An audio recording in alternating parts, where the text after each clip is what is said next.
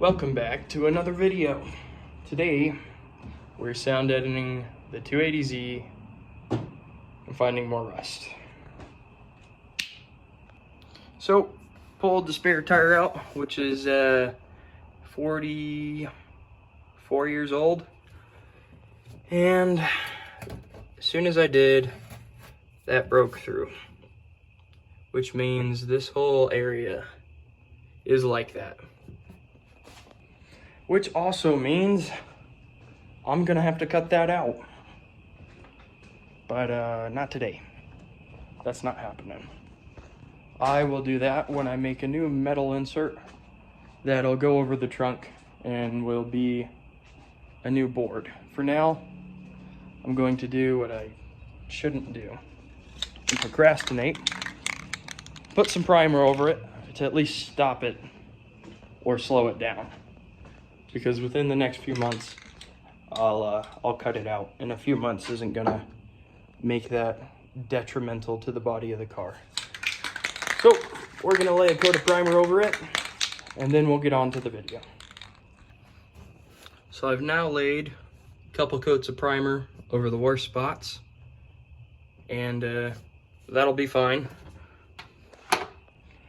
That will be fine, and we're gonna put sound deadener over it so it won't leak into the cabin, at least. And then we're gonna sound deaden the trunk. I also took off the rain guards, rain catchers, rain rails, whatever you want to call them. I was able to get those off, and they are going to be painted black. But this is one of them. If you don't know how to do it, it's kind of a pain in the dick. Can I say that on YouTube? It's kind of a pain in the butt. You start underneath. I'll show you. So what you do is you start up underneath here, kind of where you see that chip at, and you roll it backwards, or you can use a screwdriver, which I had to do on this side, but not on that side. That side came off pretty good. But you just roll it back, and you try and start from here. You can start at this edge and work your way up to it, and then once you get this going, the rest of it just kind of pops up. So once you know how to do it, it's really not that bad. It's figuring out the part that you have to roll it up instead of pry off. So let's get the sound deadening material out. I'll show you what we got to work with. So this is what we have. We have a whole box of it, which is actually quite a bit. So the whole floor, at least in the trunk area, is going to be made out of this stuff. For those of you who don't know, let me get into a little bit better lighting. You can see how sweaty I am. Anywho, for those of you who don't know, this is what sound deadener looks like. A lot of car manufacturers nowadays will put a little bit in your car. They don't deaden the whole thing because of weight and because of cost. Anywho, I'm doing this so I don't have to look at that ugly carpet. I actually just cut it out, and this will also help keep some of the noise down in the rear, so rocks and stuff that come up and hit, you won't hear them near as much. So what I tried to do here was get this pretty close to centered, and I do want it to look somewhat nice because you're gonna be able to see this. I did it upside down. Oh well. I tried to get it somewhat nice and centered. This side's gonna be a little bit different than the other side because the spare sits a little bit farther to the left, as you can see.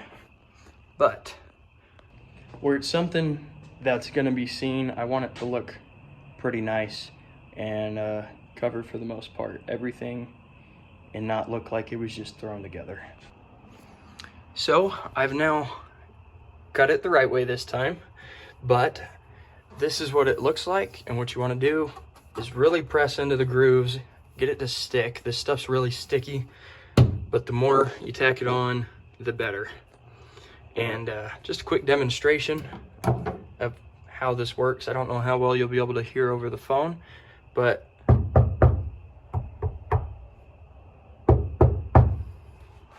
So it actually deadens the sound quite a bit, as you can tell.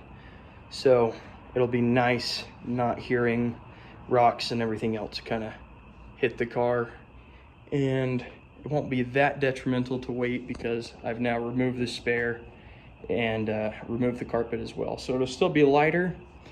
I'll have less noise and be more comfortable drive overall. So what I'm going to do right now is kind of show you the process of how I'm putting it in and mocking it up and knowing where I need to cut. Let's say that this piece is going there. This is the one that I cut that was a mistake. What I would do is kind of line it up pretty close to where I'd want it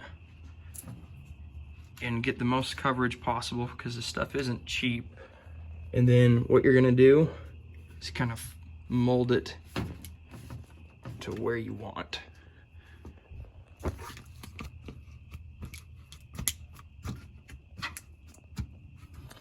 So you get to sit like that and get a crease, and then you're gonna cut like right in here, because I want it to sit pretty flush.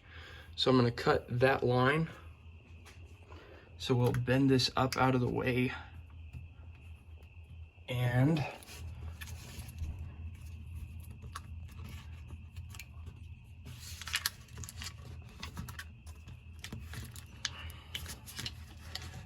you'll get a crease that looks like that.